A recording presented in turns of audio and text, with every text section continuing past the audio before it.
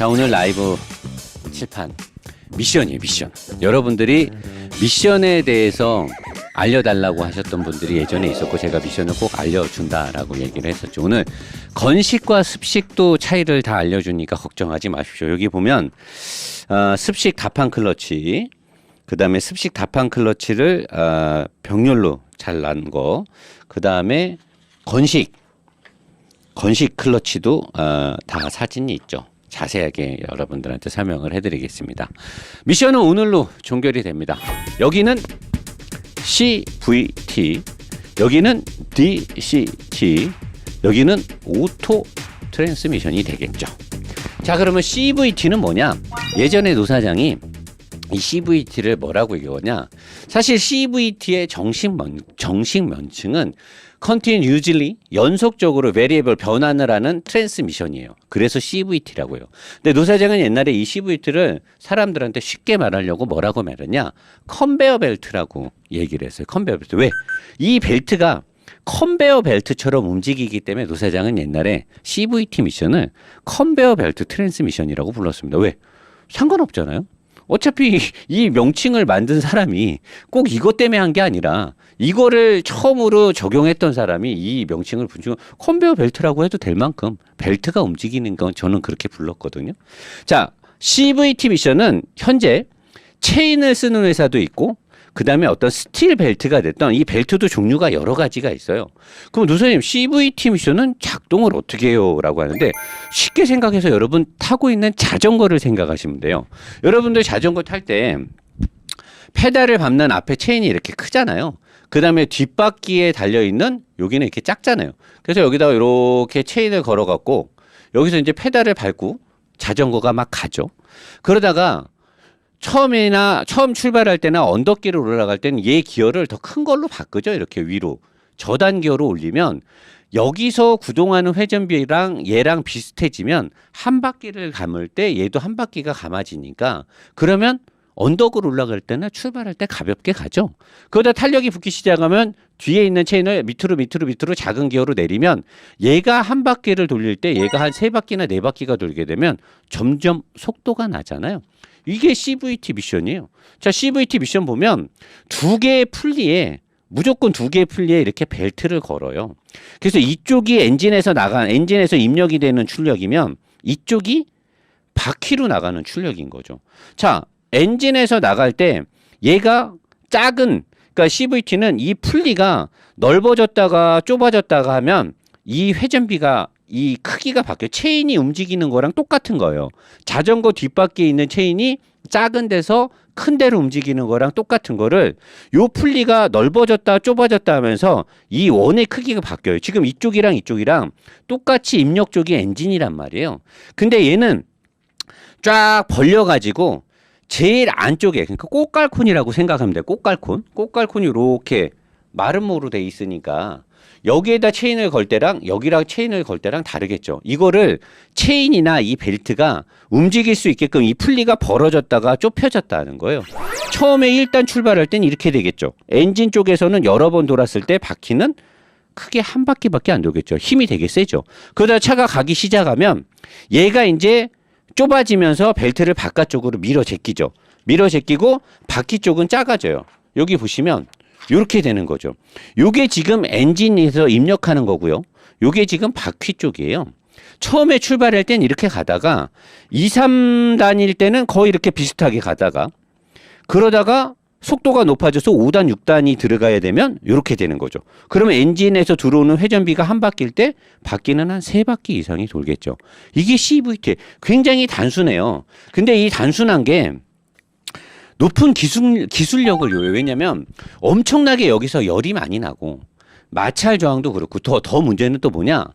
이게 우리가 반복적으로 악셀을 놨다 밟았다 막 연속적으로 하게 될 때는 이 변환이 우리가 타는 차들은 인간은요. 그동안 태어나서 차를 타면서 딱딱딱딱딱딱 정해진 기어비가 몸에 익숙하게 적응이 돼 있어요. 근데 얘는 딱딱딱딱 정해진 기어비로 움직이는 게 아니라 이게 벌어졌다 좁아졌다 하는 TCU 트랜스미션을 컨트롤 해주는 유니트가 이거를 빠릿빠릿하게 못 움직이게 되면 자전거랑 자전거도요. 뒷바퀴의 체인 변속을 잘못하면 가다가 체인이 꼬이거나 빠져버리거나 그러잖아요. 그게 TCU가 하는 거랑 똑같은 거예요. 자전거는 사람이 직접 기어를 바꾸잖아요. 이 TCU가 트랜스미션 컨트롤 유니트가 이 앞 엔진 쪽에 입력되는 풀리하고 바퀴 쪽으로 나가는 풀리의 변환을 제대로 못하게 되면 얘가 이제 어리버리를 까게 되면 달리다가 미션이 어리버리를 까게 되는 거죠. 그리고 정확하게 내가 제가속을 할 때 잽싸게 맞는 기어비로 와야 되는데 다양한 환경에 다양한 운전 패턴을 얘네가 입력값을 다 갖고 있지 않거나 또 얘네가 아무리 실험을 수천 시간을 했다 하더라도 모든 사람의 운전 패턴을 다 따라가진 못하잖아요. 그래서 얘가 벌어졌다 좁혀졌다 하는 이것들이 여기는 지금 좁혀졌죠. 여기는 이렇게 벌어졌잖아요. 이게 서로 움직일 때 잘 못 움직이게 되면 어리버리를 까게 되는 거예요. 그랬을 때 사람들이 답답하다고 하는 거고 그래서 요새도 이 CVT 미션이 고급차라든가 스포츠카, 또 그 스포츠카 고출력의 차는 얘가 높은 토크, 높은 힘을 아직까지는 견뎌내질 못해요. 그러니까 고출력을 내는 거에 적용을 하려면 엄청 비싸지고 그 다음에 스포츠카처럼 빠르게 변속을 요구할 때는 얘가 아직까지는 컨트롤 유니트가 잘 변속을 못해요. 근데 궁극적으로 앞으로 미래의 모든 제조회사들은 CVT 미션을 쓰게 될 거예요. 가장 효율적이고 잘만 세팅하면 그 다음에 소재라든가 설계를 잘하게 되면 부피도 작게 만들 수 있고 여러 가지 면에서 이득이 되게 많아요. 그리고 특히나 지금 전기차로 넘어가는 시대에서 감속기 전기차가 지금 감속기는 뭐 1단밖에 안 쓰고 테슬라의 어떤 고성능 모델이나 타이칸 같은 경우가 2단 감속기를 아마 쓰는 걸로 저는 알고 있어요. 기어비를 바꾸거든요. 그런 전기차들이 쓰기에는 굉장히 좋은 변속기죠. 그래서 저는 미래에는 이 CVT 미션이 거의 대세가 될 것이라고 봐요. 근데 그러기에는 아직 한참 시간이 남았다는 거죠. 그럼 노 사장은 지금 CVT 미션을 어떻게 보냐? 저는 별로 좋게 보진 않습니다. 아직 선택할 수 있는 차를 선택할 수 있는 시간이 많고 아직은 오토 미션이나 니시티 미션이나 우리 몸에 익숙하고 도로 환경에 잘 세팅된 미션들이 많기 때문에 저는 사실 지금은 CVT 미션을 좋아하지 않아요. 그리고 이 CVT 미션이요. 아주 고출력 차라든가 중량이 높은 차에 들어가는 잘 세팅된 CVT 미션은 비쌉니다. 이 안에 들어가 있는 소재나 작동 여부에 관련된 모든 것들이 비싸요. 근데 출력이 낮은 특히나 200마력 이하 출력이 낮은 차들에 들어가는 CVT 미션은 단가가 낮아요. 오히려 이런 오토 미션이나 이런 미션보다 처음 개발했을 때는 단가가 높았겠지만 지금 CVT 미션도 나온 지 한참 됐거든요. 그래서 저출력 엔진 사양에 들어가는 CVT 미션들은 단가가 그렇게 높지도 않아요. 그러니까 제조사들이 이 CVT 미션을 넣는 건 미션의 생산 단가를 낮출 수 있는 이점이 있기 때문에 저는 이게 들어간다고 봐요. 물론 뭐 제가 틀릴 수도 있겠죠. 야, 노 사장 알아보니까 단가가 더 비싸던데? 근데 저는 얘네를 자동차 제조회사들이 쓴다는 건 연비적인 측면에 이 CVT 미션이요. 세게만 몰지 않으면 연비를 잘 뽑기도 좋아요. 구성이 간단하기 때문에 출력에 대한 로스가 나는 구간도 적어요. 막 운전을 지랄맞게만 안 하면 부드럽게 운전하면 얘는 출력 로스도 되게 적단 말이에요. 그렇기 때문에 연비와 저는 제작 단가 때문에 저가형 모델, 작은 차들, 그 다음에 엔진 마력이 적은 차에는 이 CVT 미션을 현재 많이 활용하고 있다라고 생각을 하고 있어요. 자, 그 다음에 DCT 미션이죠. DCT 미션의 가장 큰 장점은 변속 효율이에요. 변속을 엄청나게 빠르게 하고 이 엔진, 여기가 엔진이에요. 엔진에서 플라이휠을 통해서 이 클러치를 통해서 이제 미션으로 출력이 가면 이쪽으로 바퀴로 이제 출력이 나가죠. DCT 미션에 더블 클러치 트랜스 미션이라고도 하고 다이렉트 뭐 여러 가지 제작사마다 제조사마다 쓰는 이름이 다 달라요. 엔진에서 나온 출력을 클러치에서 딱 붙여가지고 미션을 통해서 나가는데 DCT 미션의 가장 큰 장점은 얘네가 빠릿빠릿하게 움직이고 여기서 동력의 로스, 이게 오토 미션들은 토크 컨버터라는 여기서 동력의 로스가 생겨요. 출력의 로스가 생기는데 얘네는 그게 없어요. 그리고 더욱더 중요한 건 DCT 미션을 채택해서 쓰고 있는 미션들은 이 DCT는 기어 세트를 쓴단 말이에요. 1단, 2단, 3단, 4단, 5단, 6단 이렇게 딱 기어를 맞물려 놓고 여기에 싱크로나이저를 넣어가지고 이 기어는 다 맞물려 있어요. 기어는 다 맞물려 있고 싱크가 딱 들어가면 이 기어가 움직이는 거. 여기서 싱크가 딱 빠지면 여기가 이제 싱크거든요. 이 싱크가 딱 물려야지 이 기어가 통해서 나가는 거고 싱크가 안 물리면 얘는 그냥 헛도는 거예요. 중공 파이프 바깥에서 그냥 헛돌고 있는 거고 싱크가 물렸을 때 이 기어가 작동을 하는 거예요. 사람들은 기어가 기어끼리 맞물리는 줄 아는데 기어가 기어끼리 맞물리진 않아. 모든 기어는 다 맞물려 있어요. 기어 뒤에 싱크로나이저가 빠져 있단 말이에요. 얘네가 들어가서 가는 건데 이 기어 자체만 봤을 때는 여기서는 동력의 로스가 안 생기죠. 여기 엔진에서 들어온 출력은 얘를 타고 정확한 기업이 얘가 만약에 1대 4다. 얘가 한 바퀴 돌 때 얘가 네 바퀴 돈다. 그러면 여기서 나온 엔진 출력은 정확히 1대 4의 기어비를 타고 다 바퀴로 나가는 거예요. 정확합니다.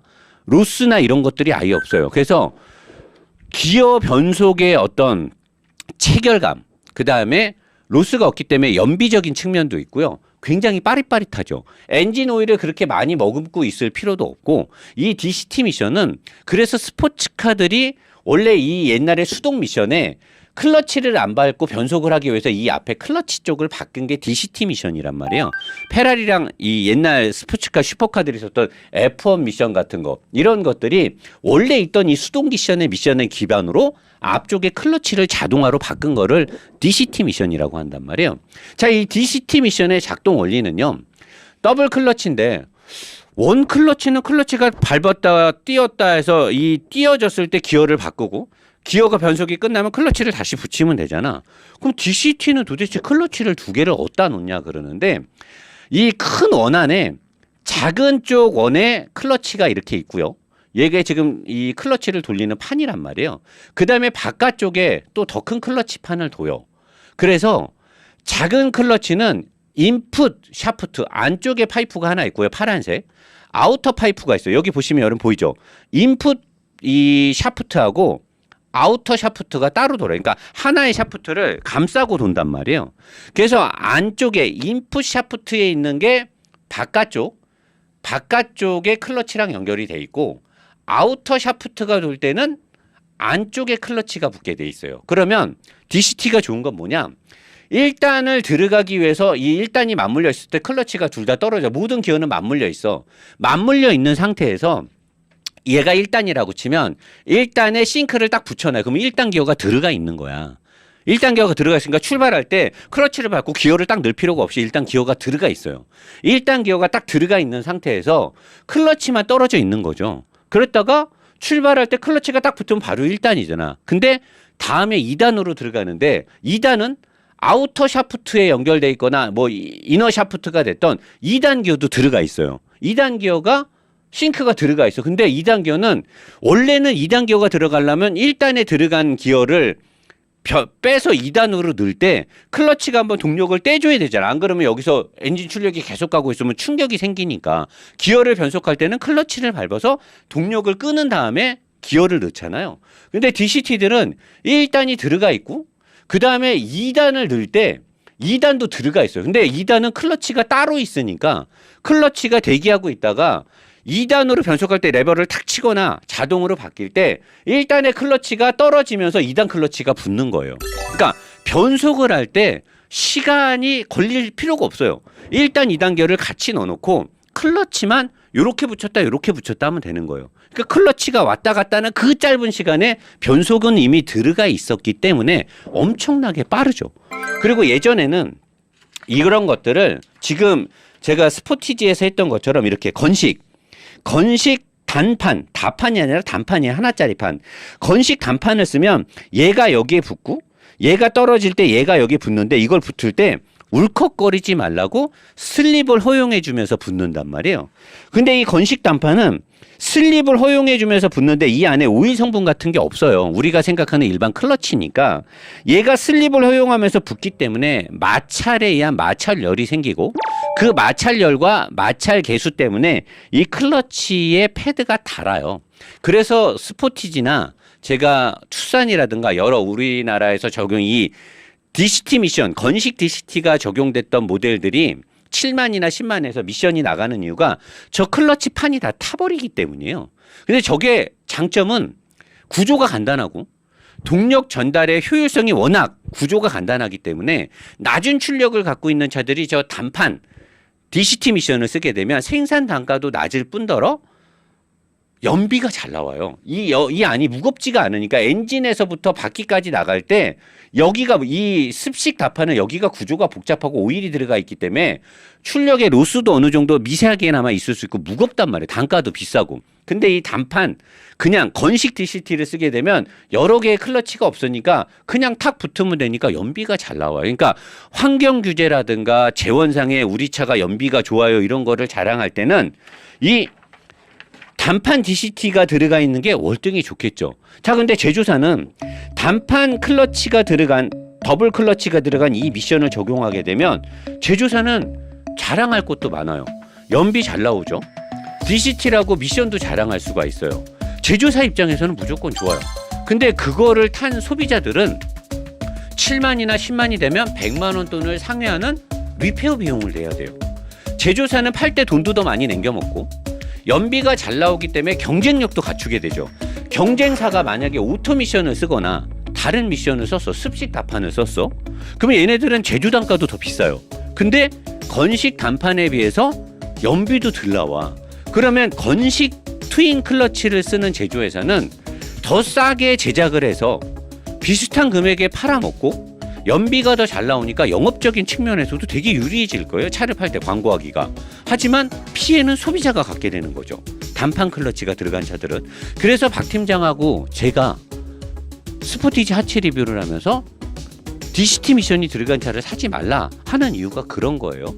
자, 근데 습식 DCT는 여기에 보시면 여러 개의 다판이 안에 오일을 머금고 있기 때문에 마찰 저항 계수가 그렇게 커지지 않아요. 그럼 사람들이 노 사장님 근데 오일이 이렇게 있으면 오일 때문에 미끄러져서 효율이 떨어지지 않습니까? 그렇기 때문에 다판인 거예요.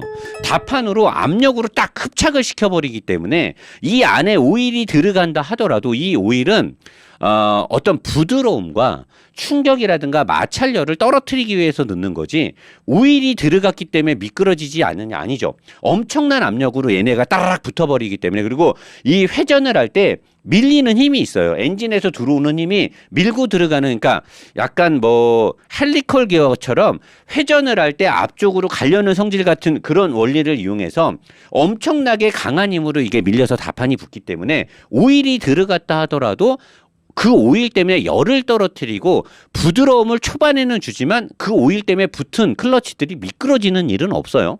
거기에 맞는 성분들로 또 패드가 제작이 되기 때문에 이렇게 다판을 넣으면 얘네들이 따라락 붙으면서 얘가 1, 3, 5, 7단을 하게 되면 바깥쪽 거는 2, 4, 6 후진 기어를 갖게 돼요. 이렇게 해서 안쪽에 있는 게 1357단이면 요 초록색들이 다 1357단에 연결되는 거고 이 이너 파이프가 246R단이면 요 분홍색에 관련된 것들은 그 단수만 하면 되는 거예요.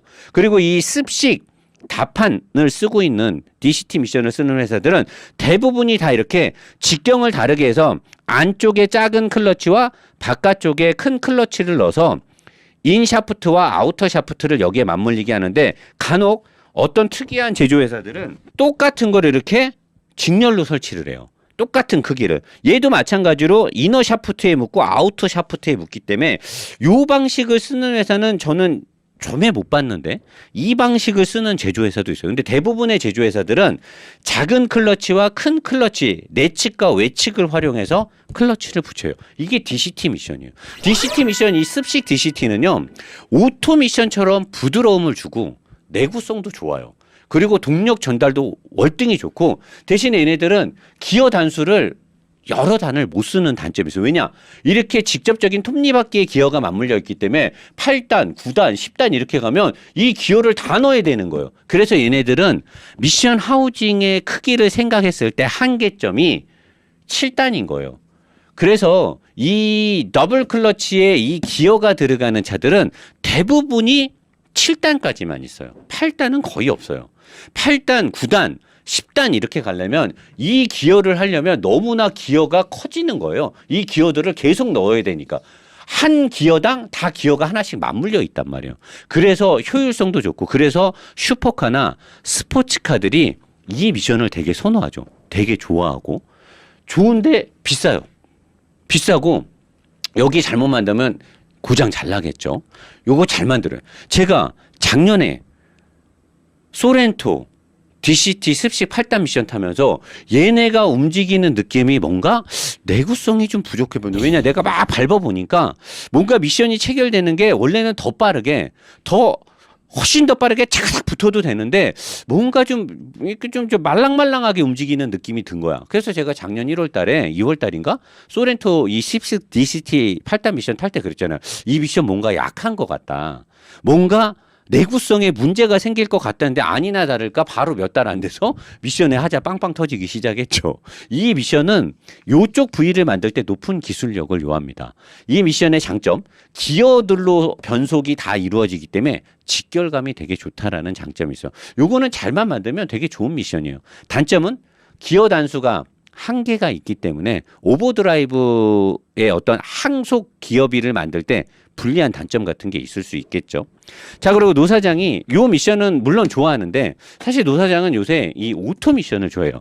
여러분들이 지금까지 살면서 썼던 제일 많이 쓰는 오토 미션인데 오토 미션이 지금은 거의 기술 개발이 끝까지 가 있어요. 저는 사실 그래서 이 ZF의 8단 미션을 너무나 사랑하고 좋아하는 사람인데 자, 일단 오토 미션은 요거 여기 보시면 컨버터 안에 터빈처럼 생긴 물레방아 이 바람개비 같은 게 보일 거예요. 보이시죠? 보이죠? 요거입니다. 참고로 뭐 이 책을 지금 노보스몰에서 파니까 선전할라 그러는 건 아니고 선전도 맞죠. 자, 그게 오토 컨버터 안에 들어있는 터빈인데 자, 엔진 쪽에서 출력이 오면 터빈이 돌면서 오일을 밀어요.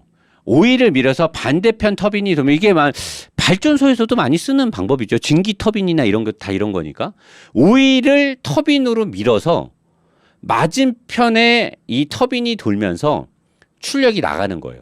그러면 장점이 뭐야? 부드럽겠죠. 우리 선풍기로 바람 밀듯이 동력 전달을 오일로 하는 거예요. 그러면 변속 충격이 있을 수가 없어요. 왜냐? 이쪽 바퀴 쪽하고 엔진 쪽하고 회전비가 다를 때 덜컥덜컥 이렇게 수동기어 운전 잘 못하는 사람들에서 크러치 변속 잘못하면 막 덜컹덜컹 하냐. 그게 엔진 쪽의 회전수랑 바퀴 쪽의 회전수가 안 맞으니까 덜컹덜컹 하는 거란 말이에요. 근데 오일을 밀어버리니까 얘 회전수랑 얘 회전수가 다르더라도 오일이 그걸 다 먹을 수 있죠. 왜? 프로펠러가 천천히 돌거나 더 빨리 돌면 되잖아. 이 안에서 회전수가 자유롭게 변화가 되고 오일이 그걸 다 먹고 흡수를 해버리기 때문에 대신에 단점은 거기서 어마어마한 로스가 생기는 거죠. 완벽하게 동력을 다 전달을 해줘야 되는데 오일이 지가 그걸 충격을 흡수를 해줘버리니까 회전비가 동력 효율이 확 떨어진단 말이에요. 토크가 옛날에 오토차들 타잖아요. 미치죠 진짜. 기름도 존나게 많이 먹고. 왜? 엔진에서 10의 회전을 줬는데 여기서는 회전이 7밖에 안 나갈 수도 있어요. 토크 컨버터에서 회전비를 오일이 다 먹어버릴 수가 있으니까. 그래서 그거를 방지하고자 출발할 때 동력이 싹 전달될 때 오일이 싹 가면서 얘가 돌기 시작해서 얘하고 엔진 쪽 회전비가 맞으면 여기에 있는 락업 클러치, 노 사장이 맨날 리뷰하면서 얘기했잖아요. 락업 클러치가 빠르게 움직인다. 락업 클러치가 민감하다. 락업 클러치가 똑똑하다. 그게 뭐냐? 엔진 쪽에 출력이 들어와서 바퀴 쪽으로 나가기 시작해서 미션이 1단 기어가 완성이 돼서 굴러가면 바로 락업이 딱 붙는 거예요. 그러면 더 이상 토크 컨버터를 통해서 동력을 전달하는 게 아니라 클러치를 통해서 딱 붙어. 이쪽에 있는 플라이휠하고 미션의 회전축이 클러치로 딱 붙어요. 그래서 그냥 바로 가는 거예요. 요새 나오는 오토 미션들이 이 락업 클러치와 오토 컨버터의 작동을 너무나 똑똑하게 만들어 놨기 때문에 지금은 오토 미션들도 그래서 연비가 잘 나오는 거예요. 요게 오토 미션의 원리예요. 이 토크 컨버터 뒤에 있는 이 락업 클러치, 얘네가 엄청나게 똑똑하게 움직인다는 거죠. 자, 근데 벤츠는 한때 이 벤츠는 자기네들이 미션을 만들어서 쓰잖아요. 그러니까 얘네가 자존심이 있어. 게트락이나 ZF에서 미션을 받아서 써야 되는데 벤츠도 스포츠카나 빠른 차들을 만들자. AMG를 만드는데 이 락업 클러치가 빠르게 움직이기 전 한 15년 전, 막 10년 전 이럴 때 자기네들이 AMG나 벤츠 AMG TT 뭐 이런 것들 좀 막 빠른 차를 만들었는데 그때는 이 락어 클러치가 아주 빠르게 안 움직였을 거 아니에요. 이것도 기술이 계속 보완이 된 거니까.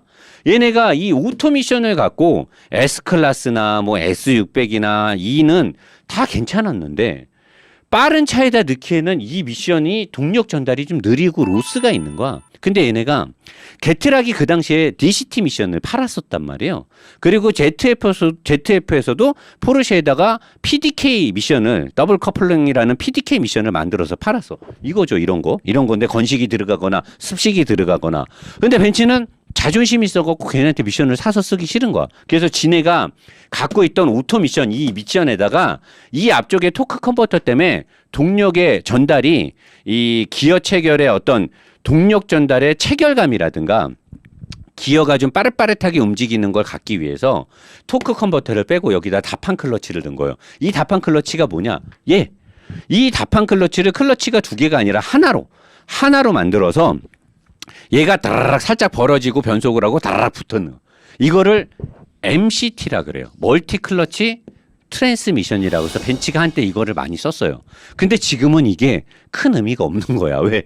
얘가 워낙 똑똑해지고 빨라져가지고 벤츠도 이제 MCT 미션의 사용 빈도가 아마 거의 없어졌을 거예요. 근데 한때 벤츠는 이 10년 전쯤에 이 MCT 미션을 엄청나게 자랑을 했었어요. 왜냐면 전 세계 모든 자동차 브랜드에서 제가 알기로는 뭐 모를 수도 있는데 제가 알기로는 벤츠만 이 MCT 미션을 썼던 걸로 알고 있거든요. 사실 지금은 많이 의미가 없죠. 자, 그러면 이게 오토 미션의 작동 원리인데 여러분이 알아야 될 게 오토 미션이 10단 그러면 기어가 10개요? 8단 기어가 8개요? 아니에요. 예전에는 미션들이 이렇게 기어가 있었는데 오토 미션들이 언젠가부터인가 뭐 5단인가 6단이 넘어가면서부터 7단? 제가 알기로는 7단 미션이 들어갈 때부터인가 언젠가부터는 이 오토 미션들은 이 기어를 안 써요. 이 기어를 쓰기에는 이제 미션이 너무 커지고 길어지고 그러니까 아우디나 일부 차종들에서는 이 후륜으로 설계된 이 미션에 이런 기어식을 넣는 차들이 있는데 보통 우리가 타는 모든 8단, 9단, 10단의 오토 미션들은 플래닛 기어라고 하는 유선 기어 세트를 여기 보시면 하나, 둘, 셋, 마지막 종감소까지 4개. 보통은 3개. 아까 제가 얘기했죠. 유선 기어 세트 하나가 3개의 기어비를 1, 2, 3단의 기어비를 만들어내요. 사람들이 되게 헷갈려요. 저도 사실 이거 100%이 미션을 만든 사람처럼 잘 알진 못하는데 저는 그래도 대충 이해하고 있거든요.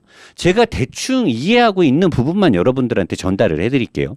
자, 유선기어는 그건 어떻게 움직이느냐. 유선기어를 이쪽 옆에서 딱 뜯어서 보면 이렇게 생겼어요. 이 안에 있는 썬기어가 이너 파이프가 들어가고 얘처럼 똑같아요. 이너 파이프가 있고 아우터 파이프가 있어요. 이너 파이프가 들어가고 아우터 파이프가 들어가서 이 안에 선 기어를 잡아요. 그 다음에 여기에 들어가는 플래너터리 기어라고 해서 플래닛 기어가 들어가고 그 다음에 바깥쪽에 링 기어가 들어가요. 그리고 이 플래너터리 기어를 잡아주는 요런 게 또 장치가 들어가거든요. 요런 거가 들어가서 안쪽에 있는 선 기어 플래닛 기어, 그 다음에 링 기어가 돌 때 얘가 요게 이름이 있는데 갑자기 생각이 안 나는데 무슨 댐퍼라고도 하고 그러는데 얘가 요 플래닛 기어를 딱 고정시킬 수도 있어요. 그 다음에 이 유선 기어 세트에는 여기 보시는 습식 다판 클러치, 브레이크 밴드, 원웨이 클러치라고 해서 각각 얘를 잡을 수도 있고 얘를 잡을 수도 있어요. 그러면 여기 보시면 빨간색으로 된 게 정지돼서 못 도는 거예요. 얘를 잡았을 때 1단이면 안에 있는 다판 클러치라든가 브레이크라든가 도그 클러치라는 명칭을 쓰기도 하는데 도그 클러치가 얘를 잡았을 때는 2단, 바깥에 있는 링 기어를 잡게 되면 3단. 그래서 요 기어 세트 하나를 가지고 얘를 잡느냐에 따라서 그거를 잡아주는 게 다판 클러치나 브레이크 밴드나 원웨이 클러치, 도그 클러치라고도 하는데 걔네들이 이쪽을 이렇게 잡는 거예요. 이렇게 생긴 막대기들이 다 그 기어에 연결돼 있어요. 얘가 얘를 잡을 수도 있고 얘가 연결돼서 안에 거를 고정할 수도 있고 그다음에 이쪽에서 해서 이 바깥쪽 거를 잡을 수도 있어요. 그러니까 요거를 여기를 잡느냐 얘를 잡느냐 얘를 잡느냐에 따라서 들어와서 반대쪽으로 기어가 나갈 때 거기서 회전비가 바뀌어요. 그래서 얘에서 1, 2, 3단을 만들고 뭐 4, 5, 6단을 만들고 7, 8, 9단을 만들는데 무조건 여기서 다 만드는 게 아니라 이거를 기어비를 섞어요. 섞어가지고 얘가 어떤 포지션으로 뭐가 잡혀 있느냐에 따라서 1단 얘는 풀고 얘를 잡고 얘를 풀고 해서 또 2단 그런 식으로 해서 지금 10단까지 만들 수 있는 기어가 나와 있는 거예요. 그래서 포드나 GM에서 10단을 쓰고 있고 그 다음에 벤츠는 현재 9단을 쓰고 있죠.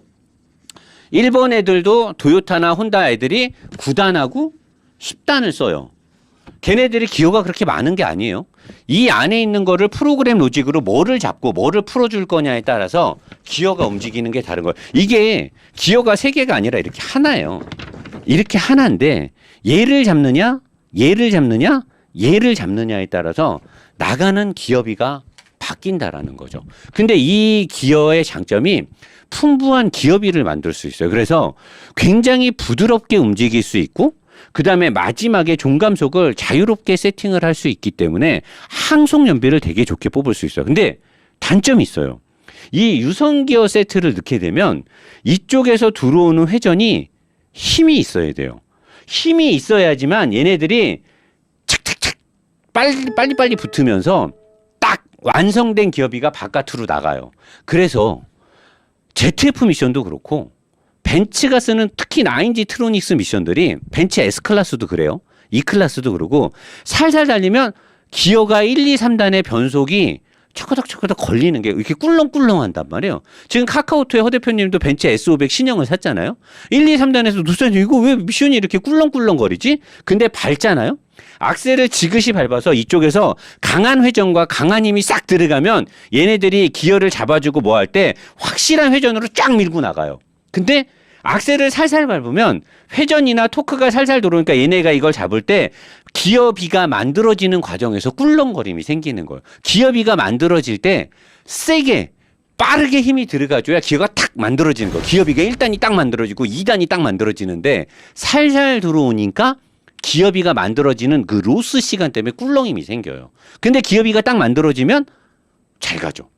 그래서 이런 요즘에 나오는 기어 단수가 많은 차들은 최대한 악셀을 좀 밟아줘야 되는데 살살 나는 사람은 악셀을 안 밟잖아요. ZF의 8단 같은 경우는 그런 이 유성기어 세트에서 만들어지는 기어비에서 꿀렁힘이 생기는 걸 이쪽 토크 컨버터에서 최대한 또 흡수를 해서 운전자가 못 느끼게 하려고 하는데 그거는 미션에 TCU의 소프트웨어 업그레이드를 통해서도 잡을 수 있는데 근본적인 건 사실 출력을 세게 넣어주면 돼요.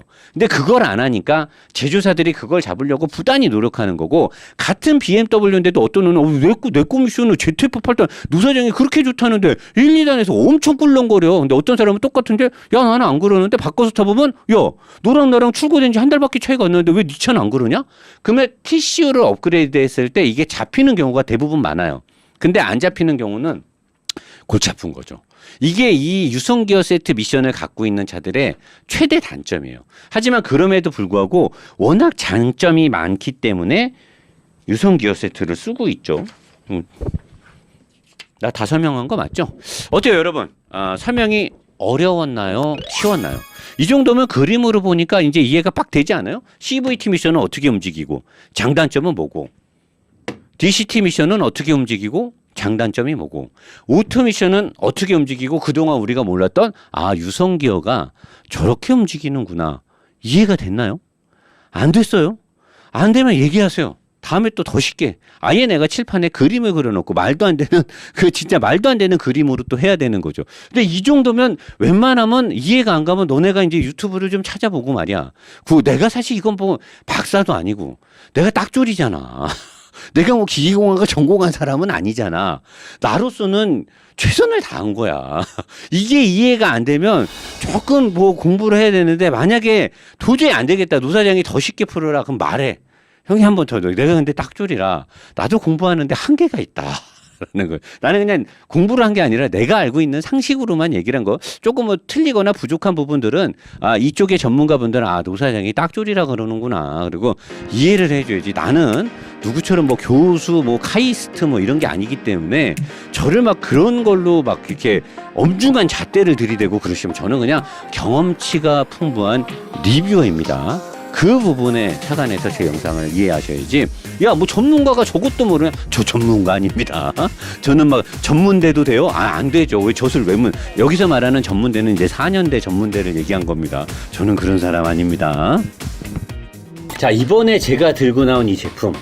우리 노보스몰에서는 약간 생소한 화장품입니다. 제가 원래 화장품은 주력으로 잘 안 하는데 아마 이 방송 제 거 채널 보시는 여러분들은 잘 알 거예요. 제가 저번 주 금요일부터 아마 제 몸에다 우리 또 민성 PD가 직접 우리 박 PD가 같이 임상 실험에 참여를 했죠.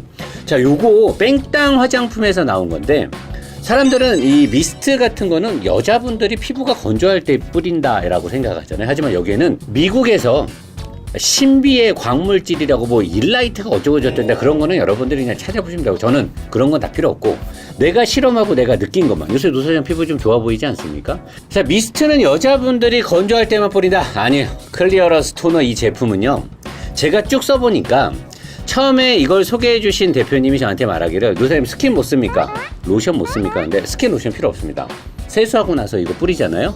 얘가 좋은 게 뭐냐면 지금 같은 여름철 뭐 코로나19 바이러스로 뭐 위험이 어쩌고 미세먼지가 많고 약산성을 유지시켜주면서 얘를 뿌려놓으면요 저녁까지 피부의 이 탱탱함과 약간 뽀송뽀송하면서 개기름을 억제시켜주는데 가장 희소식 얼굴에 개기름이 줄줄 흐르는 우리 브라더들, 그리고 이 스포티지를 보고 멋을 부리고 싶은 우리 젊은 친구들, 그리고 지성 때문에 피부 트러블 때문에 고민이 많은 여자분들, 아니 뭐 만병통치약이냐 그런데 맞아요. 이거는 아이부터 어른, 그 다음에 노인분들, 그리고 여자분들, 남성분 모두가 쓸 수 있는 건데 이 일라이트 성분 자체가 약산성을 유지시켜주면서 굉장히 뽀송뽀송하면서 이 피부의 나쁜 노폐물들을 분해시켜주는 작용을 해요. 제가 직접 해보니까 저 지금 로션, 스킨 다 필요 없고요. 아침에 여러분 뿌리세요. 그리고 갖고 다니면서 여자분들은 건조할 때 뿌리는데 얘는 사실 지금 같은 여름철에 개기름, 지성 피부를 걱정이신 분들 중간에 한 번만 더 뿌려주세요. 아주 상쾌하고 좋습니다. 그리고 제가 제일 좋아하는 건 제가 사용하고 있는 불가리스 블루의 향수 냄새랑 엇비슷한 냄새가 나요. 그래서 이거는 약간 유니섹스? 여자 거라고 하기에도 뭐하고 남자 거라고 하기에도 뭐하고 그래서 잘 팔리나 봐요. 남녀노소 누구나 쓸 수 있는 건데 한 가지 흠은 가격이었습니다. 34,000원에 뭐 인터넷 뒤져보면 약간 할인해서 29,000원 이게 다예요. 근데 남자들이 누가 이런 거를 29,000원 주고 삽니까? 그리고 와이프분이나 여자친구분한테 눈치 보이시잖아요. 노사장이 또 해냈습니다. 300세트만 할 건데요. 1 플러스 1을 29,000원에 드릴게요. 하나는 야 너도? 네가 쓰면 되는 거고 하나는 야 나도 내가 쓰면 되는 거죠. 두 개를 사서 여자친구분을 주던 어머님을 드리던 아버님을 드리던 또는 와이프분을 주세요. 그리고 하나는 브라더가 갖고 다니면 됩니다. 노사장이 직접 증명했기 때문에 이거 믿고 그냥 지르시면 됩니다. 딱 300세트만 1 플러스 1로 29,000원. 지금 당장 노보스몰로 가시고 그리고 스포티지 리뷰로 다시 돌아가겠습니다.